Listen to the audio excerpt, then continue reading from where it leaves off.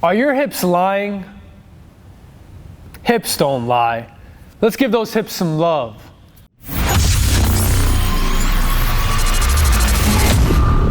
Coach Zach here with Team Criticalbench, and in this video we're talking about your hips and how you can do self-myofascial release to get some relief on this trouble area.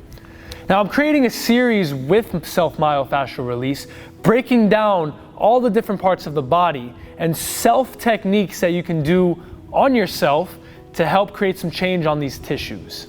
If you haven't seen my introductory video explaining what myofascial release is in the first place, go ahead and check that out right here.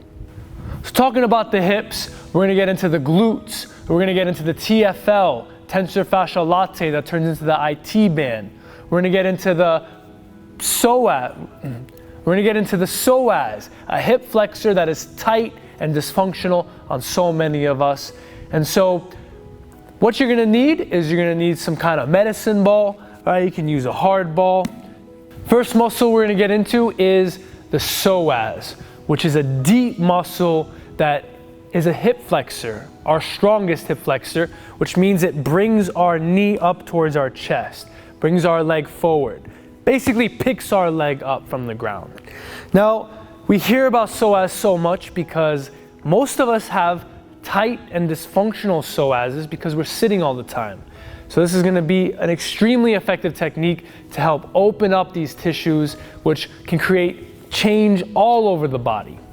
The tool that you're going to want to use, I really like to use a soft medicine ball. We're going to get into the front of the body, and this can be really sensitive. We also have a lot of organs and sensitive structures that we don't want to create too much trauma to. So a softer ball for this is what I would suggest. So with that soft ball, we want to get into the abdomen, right? So we want to get under the ribs and above the hips. So this is a really broad surface. So we're getting a lot more than just the psoas, but I really like the soft ball, especially in the beginning, to help open it up. Now, if I'm doing my left side, you want that left leg straight. You can bring your right leg to a 90-degree bend to just bring some more weight into the leg. You also can determine how much pressure is in the psoas by having more weight into the arms or the legs or that back foot.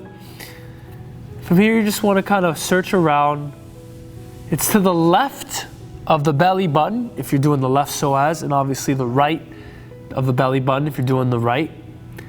I'll just kind of search around, find some points, and you can just breathe.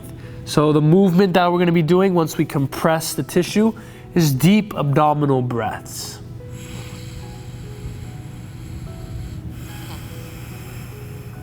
And you can work your way up and down. You obviously don't have too much room to play if you're using a big ball, but you're getting that compression that's going to help rehydrate and bring some blood to that tissue. Again, 2 to 5 minutes, deep breaths, focusing on melting into the ball. Once you do that with a soft ball, if it's right for you, it might not be, you can use it with a lacrosse ball. Lacrosse ball is a lot smaller, so it's going to let you get a little bit more precise. It's also a lot more intense. So you want to bring it to the left of the belly button, or okay, hold on, let me not say left again, because it just depends. All right. So you want to bring it laterally to the belly button. So you got the belly button, you want to go just outside of the belly button. You might have to do some digging to find it, right?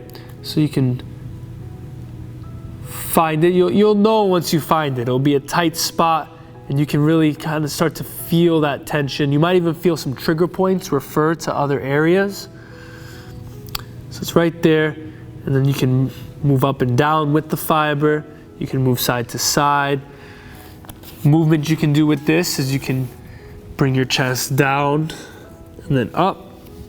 Kind of a little pin and stretch here, pinning the tissue down and then stretching it out.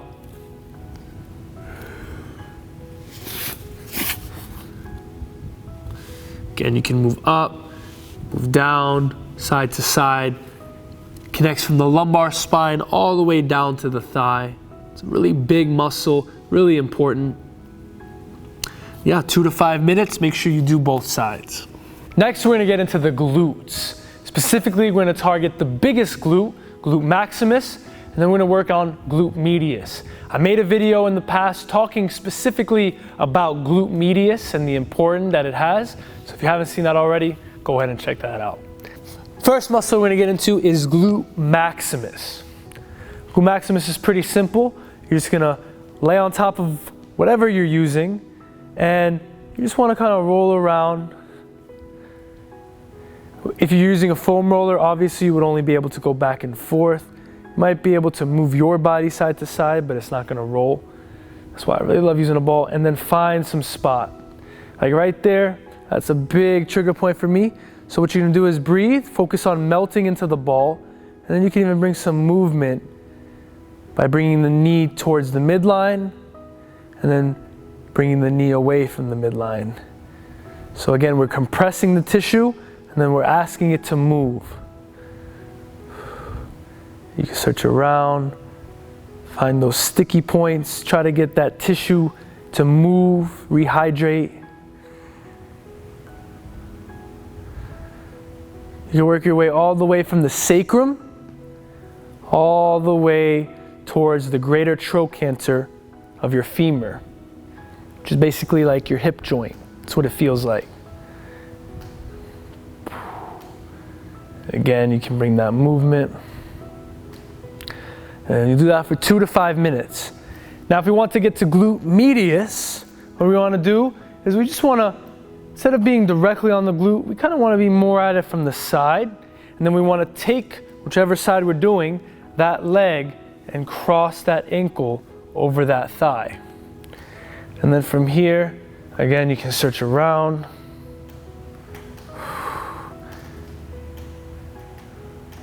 Right there, and then again you can bring some movement nice and slow by bringing that knee towards midline and then bringing it away. Again, finding the spot. You can also just hold, compress, breathe. Again, what you don't want to do is just roll back and forth. That's not doing anything. You want to find a spot, you want to hold it, and if you do movements, you want to move your body to allow those tissues, especially the fascia, to glide. Good. That's glute medius. Next, we're going to get into the TFL, tensor fascia latae. Forms the IT band. So to find the TFL, the tensor fascia latae, what you want to do is you want to imagine your hand if you were putting it in a pocket. So it's right there in that same area, right around the medial aspect of your thigh. That's the TFL. TFL goes from your hip into the muscle, and that muscle turns into a band of fascia called your IT band, which goes all the way down to your tibia. IT band, iliotibia, goes from your ilium down to your tibia. So now that you know where the TFL is, we're going to come down onto it. Again, you can use a hard medicine ball, you can use a foam roller with some texture. Find out whichever tool is going to work best for you. From here, we're going to come, it's like we're going on our quad, but instead of when we did rectus femoris, if you watch that video when we're directly on the quad, and instead of doing vastus lateralis, which is the lateral quad when we're all the way to the side, we want to be somewhere in the middle from this position and this position. So from here, come down to the forearms and just kind of lean a little bit. So you're at an angle. You just want to kind of search around and find the TFL right around the same area where you would put your hand in your pocket. And then just like all the other techniques, you want to search around, find the tight spot, breathe. You can bring some movement by bending the knee, straightening the knee. Right? The TFL, specifically the IT band, goes all the way down past your knee.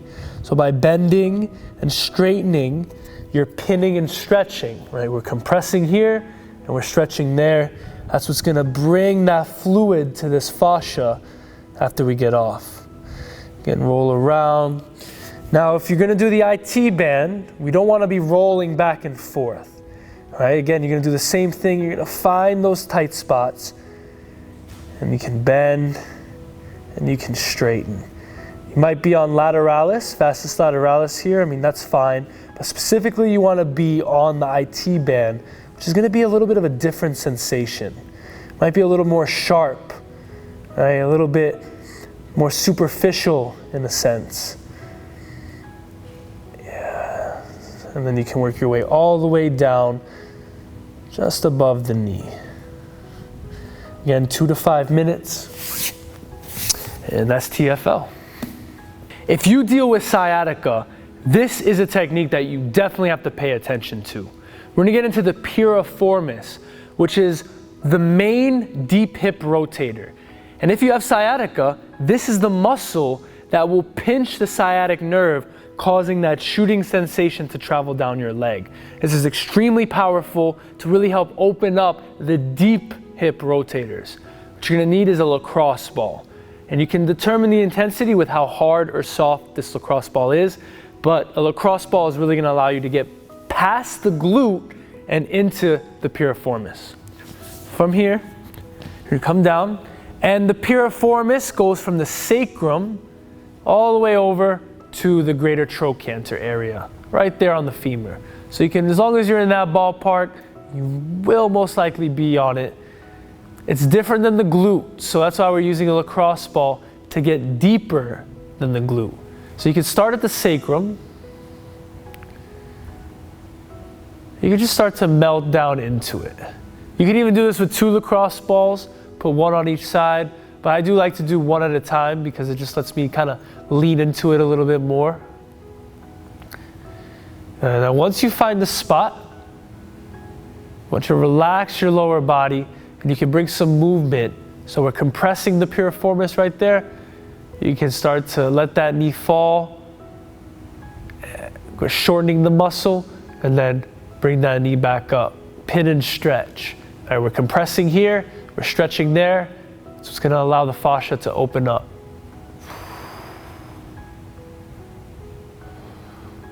So you start at the sacrum, move your way laterally, so to the side. Again, you'll be getting some glute here. That's inevitable. The piriformis is deeper than the glute. We want to get past the glute. So it should be a deeper sensation than when we did glute maximus.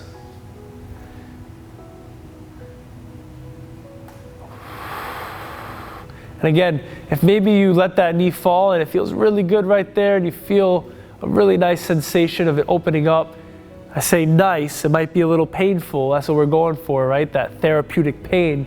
You can hang out here. We want to take 2 to 5 minutes. 2 minutes is the lowest, right? I really want to focus on taking your time melting into the ball. The fascia takes time to change. And again, you can bring some movements, working your way all the way to the femur. Good. Make sure you do both sides, or you take more time on whichever side you have sciatica a little bit more. Obviously, if you hire a structural therapist or a massage therapist that's trained in myofascial release, they'll be able to get a lot of change out of your tissues, most likely a lot more than you'll be able to on your own. But, I mean, you can do this and it feels great. I mean, you can take charge of your own body, your own health. When you have dysfunction, you are the one that heals it. So by empowering yourself with this knowledge and these tools, you can have a lot of positive effect, get rid of a lot of pain and dysfunction in your body.